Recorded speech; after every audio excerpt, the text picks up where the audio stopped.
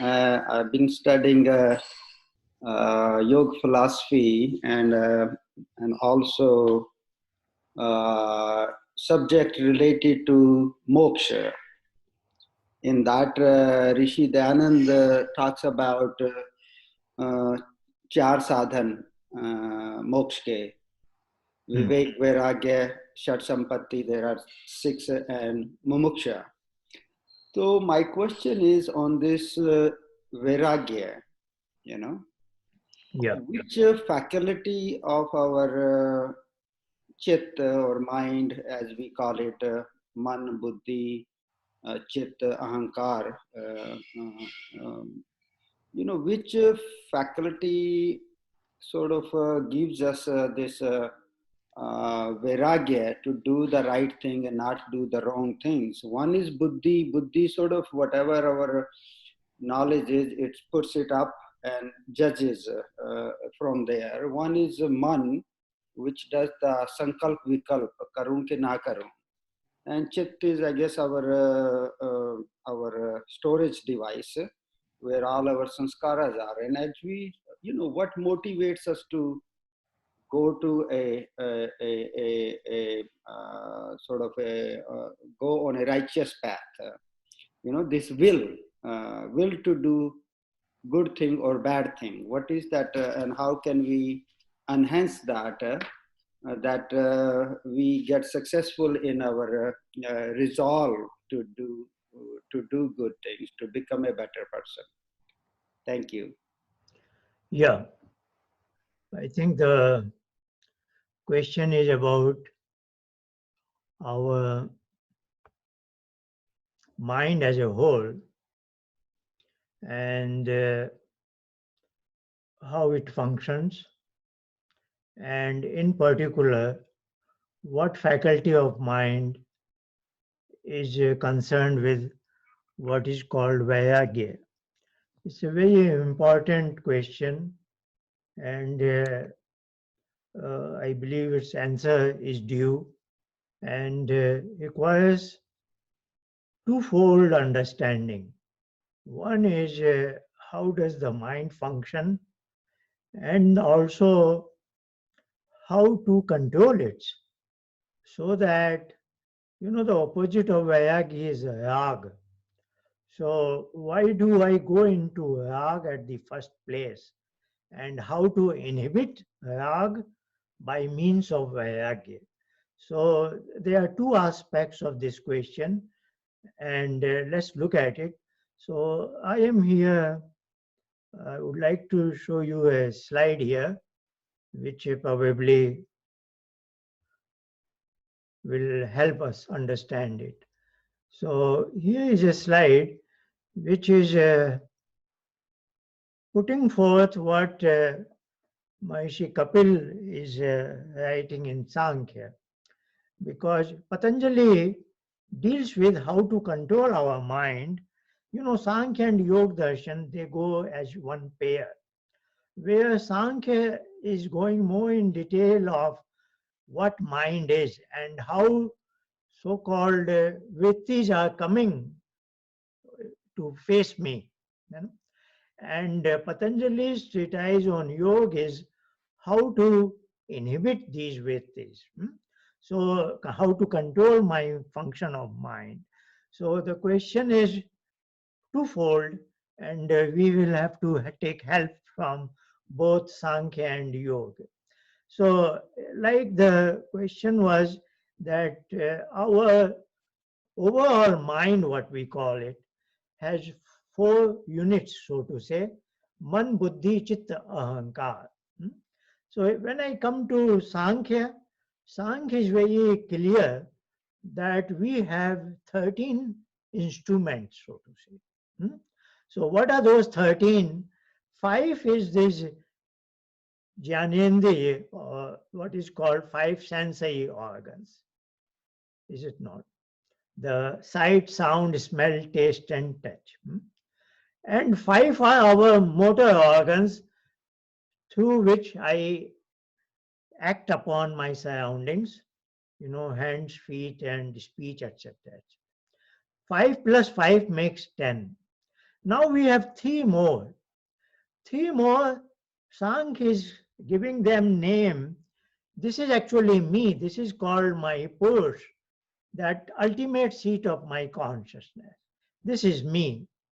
And very close to me, if I go follow in this direction, the first unit of my mind, inner mind, is buddhi.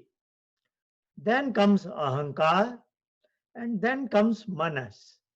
So buddhi, ahankar, and man, these are three units, plus 5 plus 5, 13.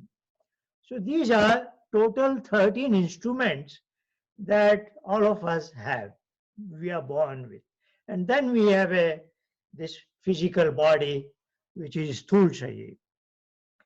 Now, when you open the book of Yoga Darshan, then it begins with Yoga Chitta Vritti Nirodha. Now, Chitta is first question that we face is, what is called Chitta in Yoga? What does it correspond to in the terminology of Buddhi, Ahankar, and Man? Why is there a fourth unit, Why is there a fourth name if there are only three units? Now, since Patanjali is saying, if I have diminished, if I have subdued all that happens on my chitta, his statement is yogas chitta vetti nirodha. What he's saying is, if all the fluctuations of my chitta are subdued, then next statement is tada drashtu swarupe avasthanam. Then the observer, the self, the Purush, is stationed within himself, is it not?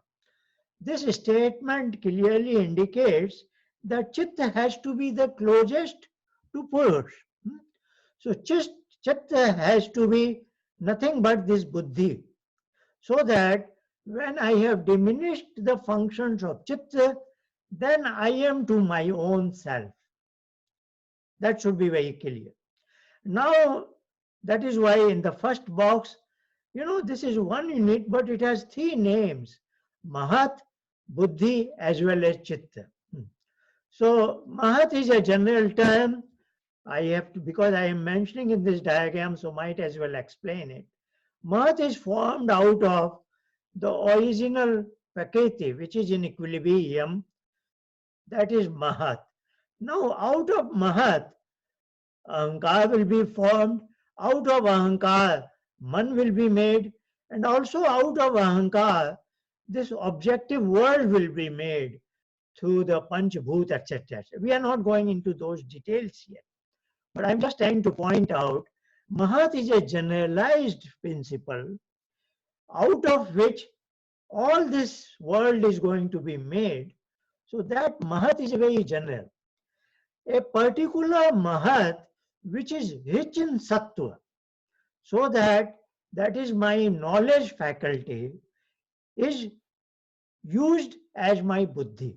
So Mahat is a general term which could be rich in Sattva, which could be rich in Rajas, which could be rich in Tamas also, because it has to construct all the building blocks of the universe, is it not? Now the particular Mahat that is rich in Sattva is utilized to become my instrument of Buddhi. Okay, so we have understood why there are two names, Mahat as well as Buddhi. Now the Buddhi is my particular instrument to which I have been connected. And this connection is called bondage. This is what is bandha. And when your question was about moksha, moksha is a situation when this joint, this is called as granthi, this is a knot. Somebody has tied a knot here. That knot has to be opened out, is it not? So that is going to be the mukti. And what you have listed, the four mukti ke sadhan, means these are the means to attain the mukti. These are the means, but this means doesn't give me mukti direct. That has to be understood. Mukti comes jnanat mukti. That is very clear. when I have experiential knowledge that I am this and not this, then I am mukti, I am attaining the moksha. But to reach to that state, Maharishi Dayanand is listing, you need to have vairagya, you need to have vivek, you need to have good karma also, and so on and so forth, or whatever it is. He lists a long list because all that will facilitate you to come to this. But then finally, it is deep meditation practice whereby all this happens. Let's go by step. Here now we are confronted with a question, if yes, chitta should be closest to purush, and that's what buddhi is. So buddhi is the chitta. But then why did Patanjali give a new name to buddhi? That is we have to understand. That is the first question. Now buddhi in Saamkhya is defined as adhyavasayo, means it has the discriminatory ability. Buddhi only, as a human being with this intellectual faculty, we are always discriminating between right and wrong, truth and untruth, and good and bad, do's and don'ts. These are all kinds of options we are evaluating, and we are finally deciding this is right, this is wrong, is it not? And this is how we function, intellectual functioning. So that is what this instrument is capable of doing. Please note this word. It is capable of doing it. But sometimes I do not use this instrument to its fullest potential, is it not? For example, I go to sleep, and in sleep I have dreams. Dreams are also exhibited here because this is what is closest to me. So, but in dream I am not doing any really thinking operation, is it not? I am not evaluating options. I am not doing, it's just something is as if a cinema is playing there. So sometimes, and even in the daytime, I can just be relaxed, sitting relaxed in a relaxing chair, but something transpires on my mind screen. On this is the screen I am always watching. I am not quite doing intellectual thinking, but a kind of a picture of my daughter comes, something comes in my mind, but I am not quite doing intellectual thinking at that point. So at that point of time, buddhi is treated as functioning as chitta. So please note it. Chitta is a wider connotation for this instrument, but when chitta is functioning and intellectually discriminating ability, then it is buddhi. Otherwise, it is at a very subtle level as just chitta when it is displaying something. Where does it display from? It picks up things from here. The second unit.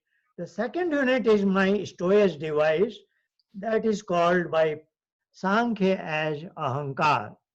So I am doing nothing as such, but really I am not in blank mind. Something keeps coming in my mind. What is keep coming is displayed by chitta. Now at that point it is not quite buddhi because it is merely displaying it. It is not quite engaged in exercising its discriminatory ability. Though it has that potential power, but I am not quite using it.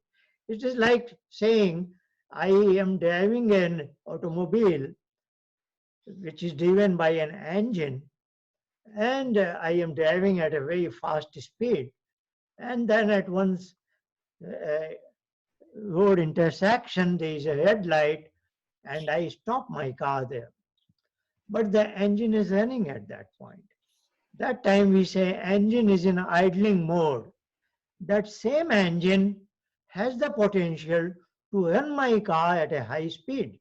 But at that point of time, it is merely running it is not quite stopped. The engine is still running at a low speed, but we call it as idling speed, is it not? So look at buddhi. Buddhi is the fullest potential of chitta, but when it is barely in idling mode, it is like chitta.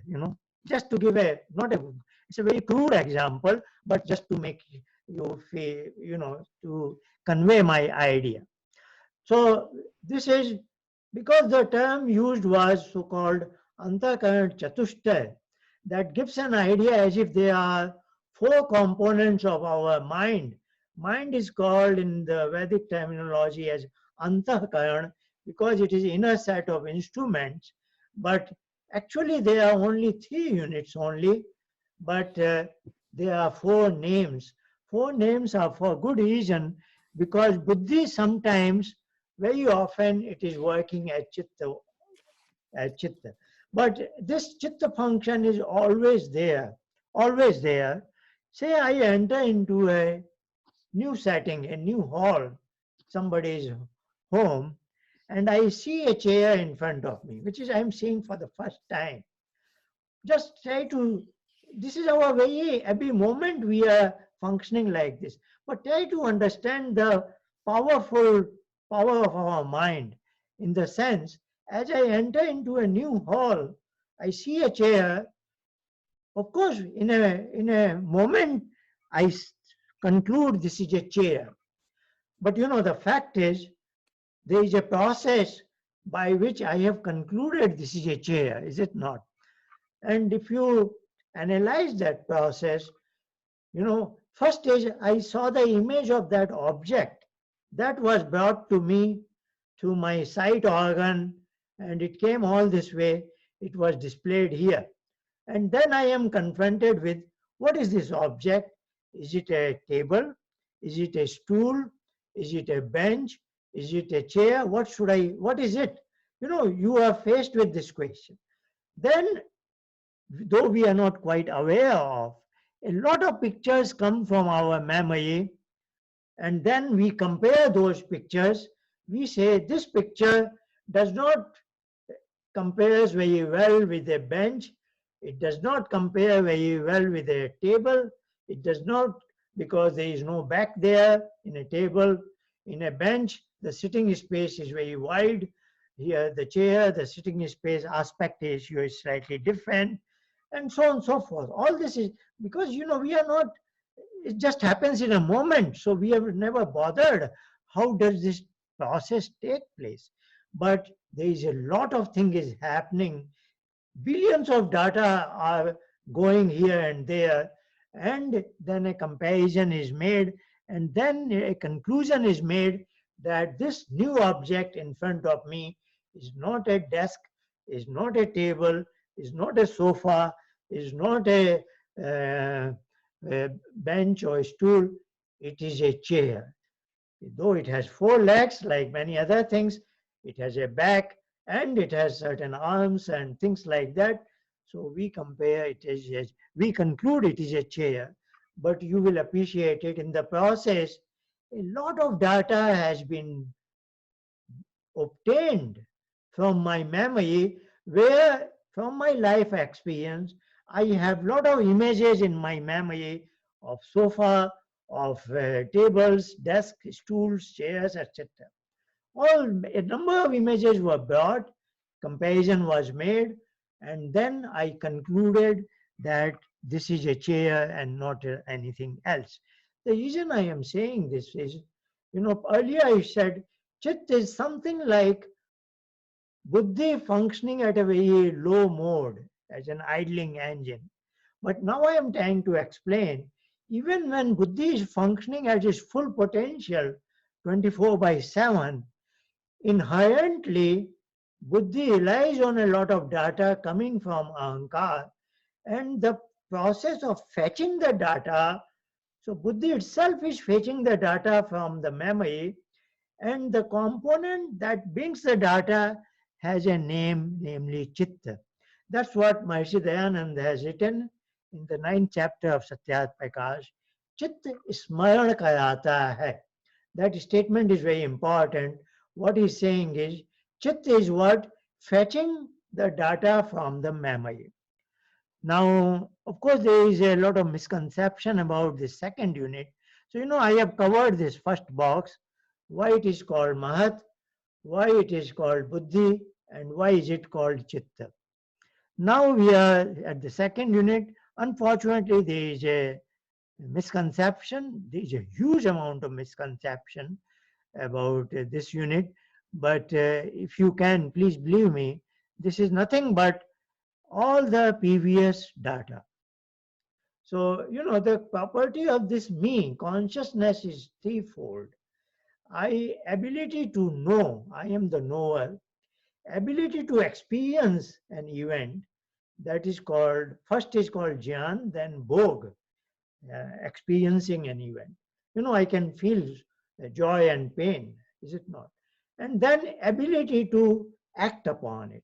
So action. So knowledge, action, and experience. Jnana, Bhog, and Karma. These are the three powers this consciousness has. But to utilize these powers, it needs the whole lot of inner set of instruments and the outer set of instruments, namely the body. Is it not? So this we are discussing how does the mind work as such. So like we are talking here about knowledge acquisition. At the level of buddhi, the five senses have picked up something from the outer world that is brought to be manas, man, then it brought to ahankar, and then it is projected here, and I say, yes, I got it. I get a taste of coffee, I get a picture of a flower, a garden, all that thing is happening, all that is brought up to this point, and brought one at a time by mana, and then ahankar, and then buddhi, and then I conclude that we have already discussed a new setting, a new hall, I saw a chair, that we have discussed how the data was brought and how I concluded. And then say I am very tired, I decide, okay, why don't I sit on this chair, make myself comfortable? Then that will be an action so that I feel good, is it? So let's say it. So knowledge, experience, and action are the three things happening at this level. And here, if I have known once, now the real thing is something else, but we know it. The past knowledge is stored somewhere, is it not? So that is where we are telling ourselves the past knowledge, past experience, the past bhog, and the past action I have taken. If I am learning, say, how to drive a car, then first time I am learning from a driving instructor, I am very consciously engaged into it. And as I take my first driving lesson, that itself makes an impression in my mind somewhere, is it not? So that next time it is slightly less burdensome, as if I have practiced one. And 5 years, 10 years later, I become an expert driver. Then it is just automated I am driving a car, is it not? So somewhere in my mind, that practice is forming impatience after impatience, and now it just gets going, is it not? I am driving a car, and I am also discussing something with my neighbor who is sitting next to me. So things like that we are all aware of. What I am trying to say is our past knowledge is called smriti. That is stored here. Our past experience, what I have eaten, taste I have had, all that experience, that is called past bhog, that is called vasana. That is also stored here. And past actions I have, practices I have made, all kinds of my signatures. Not just the way I put my signature on a paper, the way I walk, the way I talk. Everybody has his habits and styles of certain things. The way I drive a car, it's all unique for every human being. All that is stored here. So past knowledge is called as smriti. Past bhog is called vasana. These are technical terms. Past action and its impressions are called as sanskar. But this family of three is also called as sanskar. So this has to be borne in mind. And all these impressions are stored here. And it is called ahankar because this is what is my personality. So now everybody's personality is unique based on what is his past views, past knowledge and opinions, what is his past actions, how does he, what are his signatures, and that the entire personality is here. That is what makes my aham, my I, so to say. Now, this is a man, this is the link, and as the questioner asked me, he used the term sankalp and vikalp because this is what decides. It is sankalp in the sense he decides, should I pick up the data coming from the sight organ or from the hearing or from the smell, taste and touch, It is one at a time. That is decision. So, sometimes I am so much into noticing something through my eyes that I miss out what somebody has spoken to me, is it not? And that is where, because these data come one at a time, that's why there is a thin arrow here. So, this is called Sankalp in the sense he is connected to one of these 5 inlet ports, one at a time. While he has to activate the motor organs, this can be multiple. You can walk as well as speak, is it not? And they also change your bag from one hand to another hand, is it not? So there is a multiplicity here, multitasking here. That's why this is a thick arrow.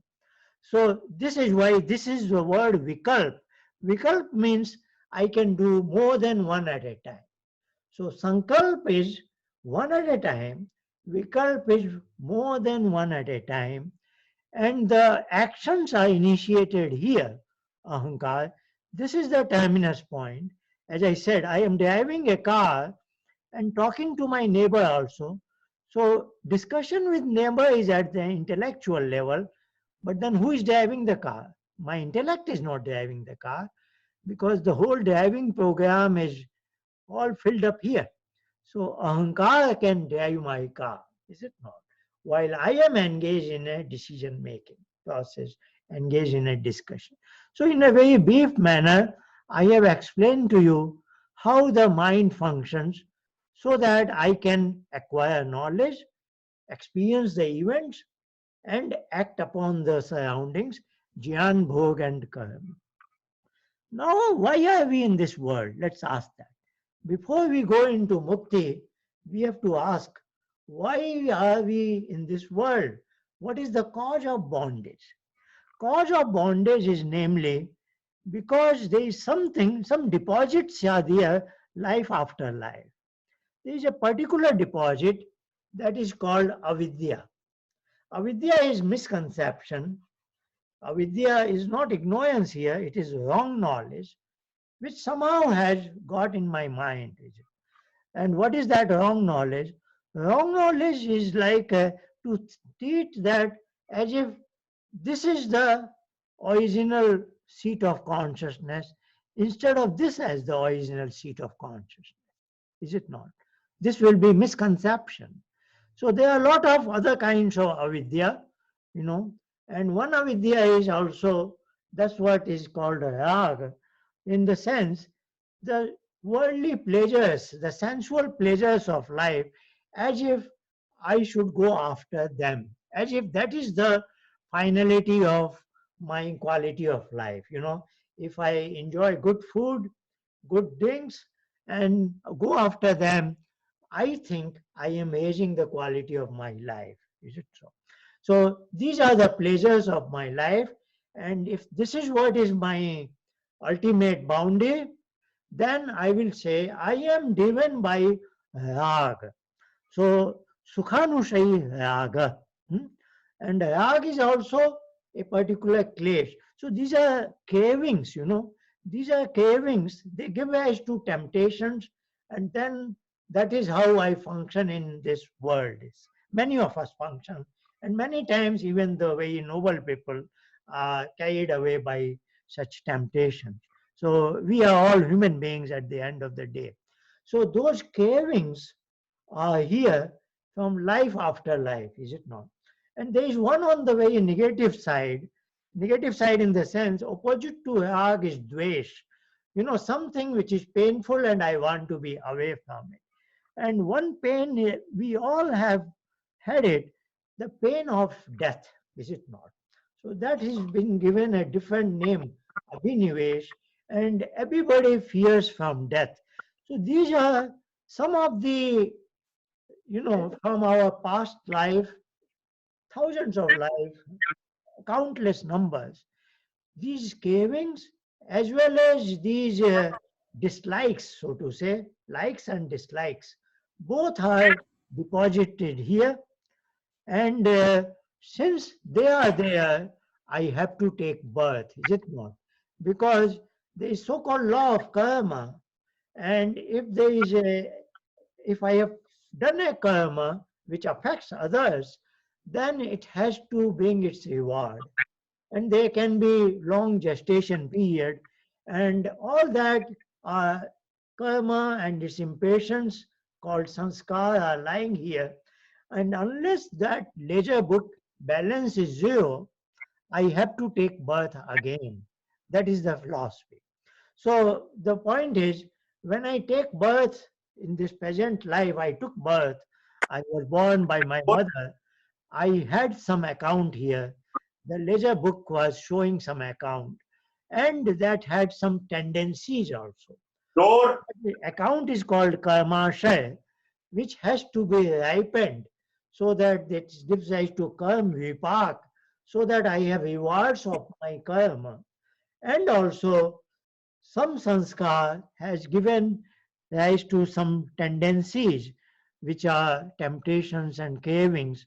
That is also kind of my built-in personality. So that's why I took birth. So all this is called as, there is a term for that, avidya, and all its further evolutes, they are called as klesh.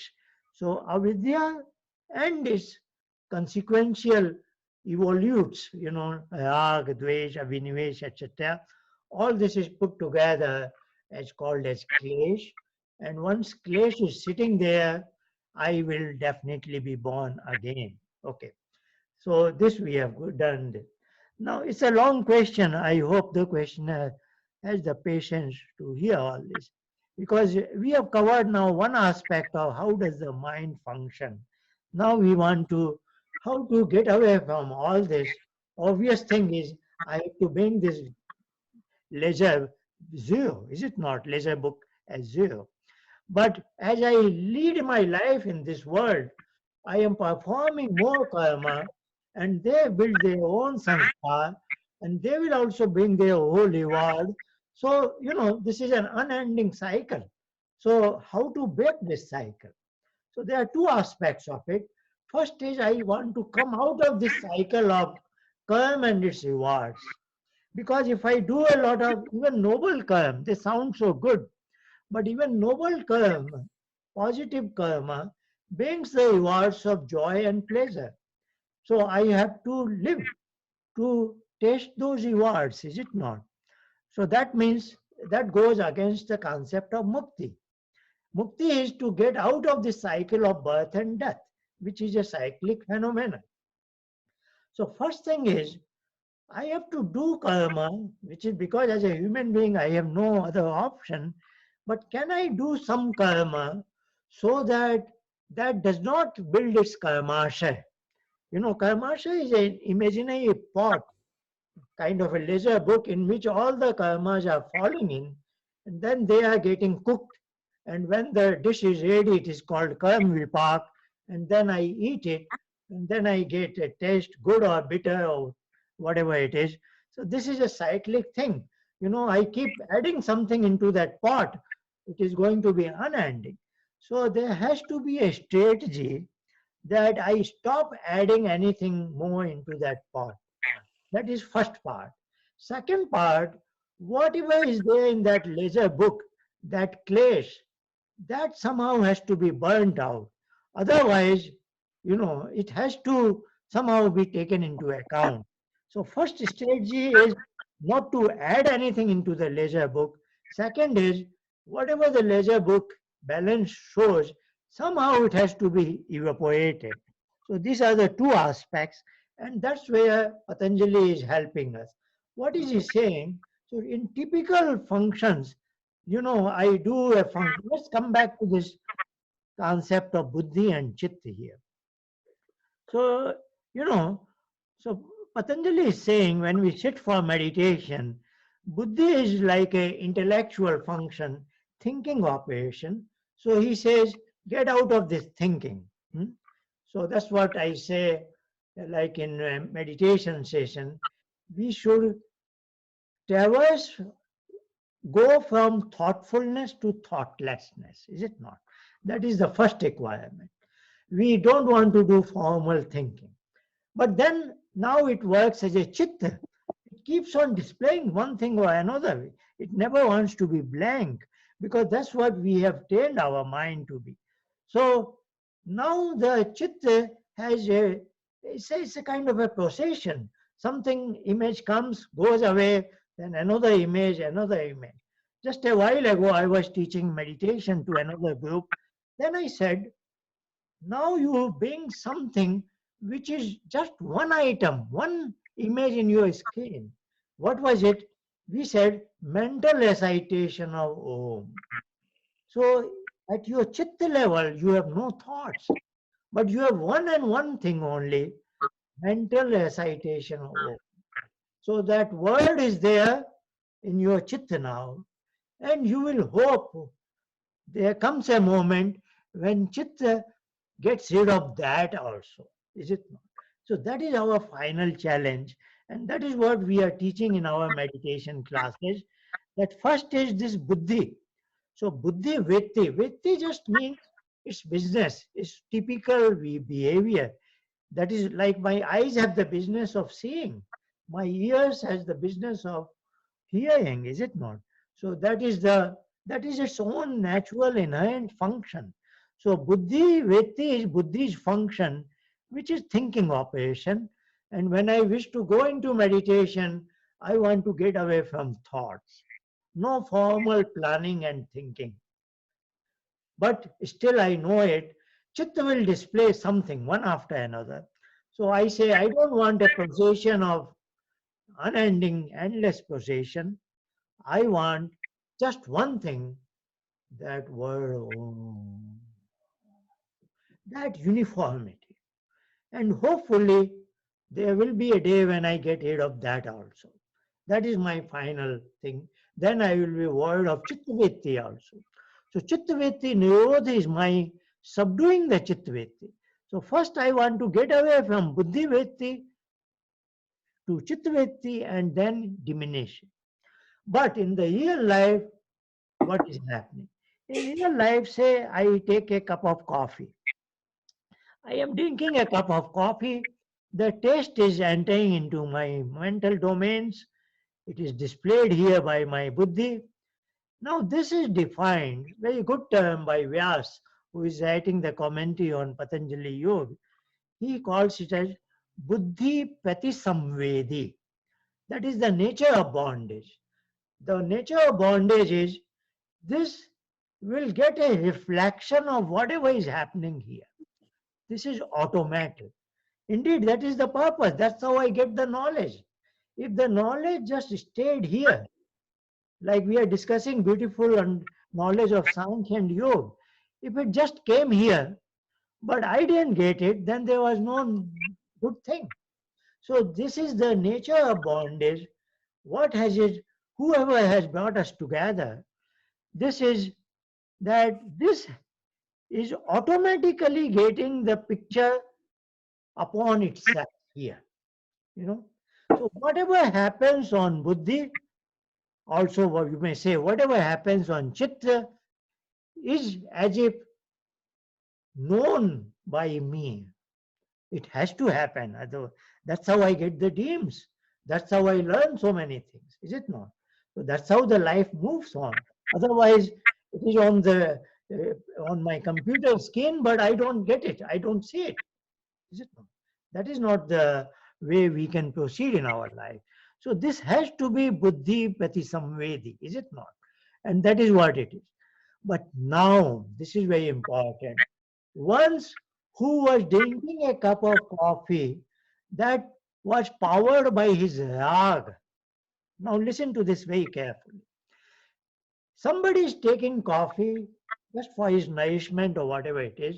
He gets to know the taste of it. That is going to be automatic. But now who had a craving for it, who wanted to enjoy the taste of coffee because of his propelling force was rag, his craving. Now he gets the taste of it. Now what does he do? He gets the taste. Now I have to give you an example. Now this is beyond Buddhi Pati Samvedi. Buddhi Pati Samvedi means the Buddhi Vritti is known to him. Now I am directing you to think in terms of Buddhi Vritti becoming your Bhog Vritti. Please try to understand it.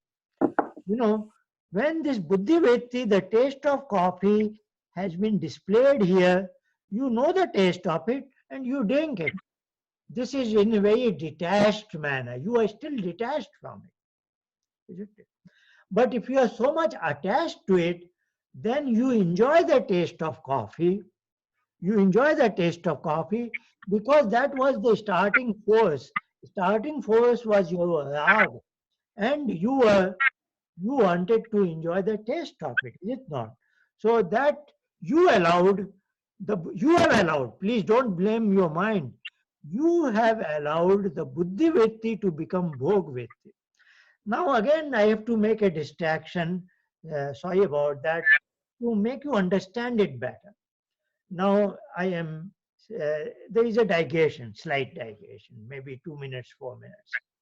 We are used to watching television news. I am listening to a television news in a very detached manner. I hear, yes, I get to know it, what's happening in the world. On the some same TV instrument, I am very much hooked to a particular TV serial, and I enjoy watching that. So that is a half an hour serial. When I am watching that thing, I am so much attached to it, though it is a fiction, but I participate in what is displayed by the TV. Sometimes I have tears in my eyes, sometimes I become emotional, etc. etc. I hope you understand what I am saying. There are two modes of watching TV. One was I am watching in a very detached manner when I listen to the TV news. The second was when I get so much participate in the TV serial, though it is a fictional event, I become a part of it. And then I become as if I am also a part of those things happening, is it not? So this is what number one is corresponding to the Buddhi Vetti. Number two, when I am watching the TV serial, where I have chosen to become a part of that TV serial, I have allowed myself to become Bhog-Vritti. Please remember this. This is very important that how a Buddhi Vritti can become Bhog-Vritti. Bhog-Vritti, when this person, this is the owner of the body and mind, called as Purush or me or myself, I have chosen to as if इसको मैंने ओढ़ लिया है, something like that. So this has to be understood. When this thing happens, then this vritti is called as klish vritti because this originated due to the klesh. Is it so? So when it is klish vritti, now this will also cause vasana because I enjoy the taste of coffee now. This will leave an impression and that will leave a craving, and you see this will be a cycle. This is the cyclic nature. So the cycle has to be broken first at the level of don't allow buddhi vritti to become bhog vritti, and that is where the questioner's term come into effect called vairagya. So vairagya is very important that I am aware of what is happening within my mind. Yes, I eat food for nourishment. I eat food to live, but I don't live to eat food, is it not? So this is a very small difference, whether I eat to live or I live to eat. But that is where can demarcate your life very differently, whether you go this way or that way. So are you driven by rag or vairagya? So we all need nourishment. We have to eat food, but if the taste of the food becomes overpowered, So that's where the philosophy of karma now comes, that you do noble karma. Now I will like to explain the three categories of human beings, and that's why Patanjali's book has three kinds of prescriptions for three kinds of people. So three kinds of people are what? The average human being are driven by this law of karma. The clash is there, that's why he took birth, and he is driven by the life forces.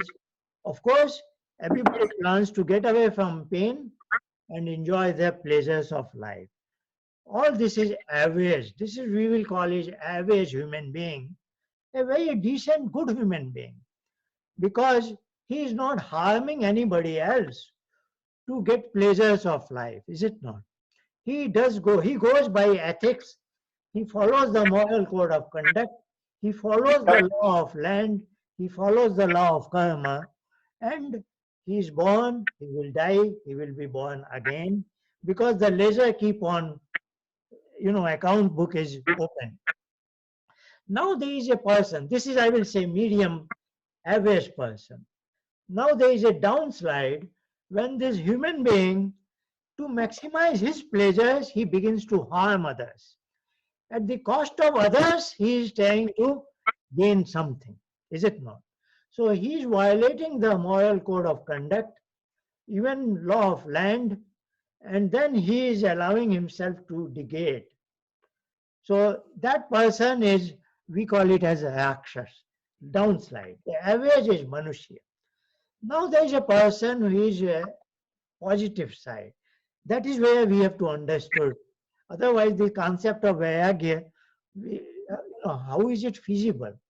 Law of karma is working, and how can I go away from law of karma? If I do noble acts, that will bring pleasures of life. So I will always remain on the average human being, always going through the cycle of birth and death. So there has to be an understanding. How can I lift myself upward? So that is the Devatva part. And that I will like to explain. I know time is going fast. In remaining 10 minutes, I must complete this whole thing. So let's look at it this way. I'll give you a metaphor. Again, a slight digression, but a quick one. Say there is a mother with a child, 3, 4, 5-year-old child. The mother is trying to teach her child, take some responsibility. In particular, say, can you go and clean up your room, put everything at the right place? The child is slightly hesitant, he's after all a child. Then the mother is trying to motivate him. Okay, you do this, I will give you a candy. Then the child goes in few minutes, he does whatever he can do, comes back, and then he gets a candy from his mother. It's very nice. A good child, nothing wrong in it. He is. But look at the another family, another mother and child. Now the mother tells the child the same thing, and that child just walks away, goes to his room, sets it up, and then he announces, whatever you told me, I have done it. But he did not need a reward of a candy, is it not? He just did it. If we ask him, why did you do it? My mother said that, you know. And he has a bonding with his mother. His mother said that that was very natural for him to do what is pleasing to his mother, is it not? So here we have seen child number one, who was motivated by the law of karma, some kind of a reward to do something. And child number two did the same thing, but he didn't want a reward, is it not? So this is a concept of nishkam karma. So when you, and here the reward is, Patanjali uses the term Ishwar Pranidhan. What is it? You dedicate your karma to Ishwar, as if I do it for your sake. Like the child number two says, I did it because mother said to me. So as a grown-up person, I say, you can, that Ishwar has sent me into this world. He expects me to behave like this, and I do it what he expects from me. So I just become like his ambassador or his agent and just function like that. Though I know there is a law of karma, but I just don't care about it. I am not looking for a reward. Like in our day to day life, many of us, of course, we work for a paycheck, but many of us go outside of this thing. We are volunteers somewhere and we work, or like in our household, a mother or father works for their child without expecting anything. So everybody in his life has a small fraction of some activity where we do something and expect nothing in return. So that when it comes from me within, then I am in Vairagya. I am not expecting anything in return. And that karma is called as Nishkam karma. Then no more further, ledger book has no new entry there. And now the question comes, what to do with the initial deposits? And that is what is called Nibit Samadhi. When the somebody gets more and more proficient in meditation, at one stage when he's delinked from this, then there comes a time that these seeds are burnt out. So this is a twofold strategy by Kapil and Patanjali. What they are trying to tell us is you lead a lifestyle where you are his representing, you are his ambassador, and you are not driven by your impulses. You are driven by just the inherent nature that I want to do good karma. So then you are more like a Nishkam karma. You have developed Vairagya within yourself. And then that is the way to lead your life. That is Vairagya. And then there is always a term called Abhyas. Abhyas is what? You learn the practice of this meditation, and as it becomes more and more proficient, these seeds will get burned out. So within the lifetime, you will have an occasion, at least leisure book is zero, and then you are going to die. Of course, we all will die, but then that death will be the door to immortality. There will not be the next birth. That is what is called moksha or mukti. Sorry, it was very long answer to this question, but the answer has to be multifold.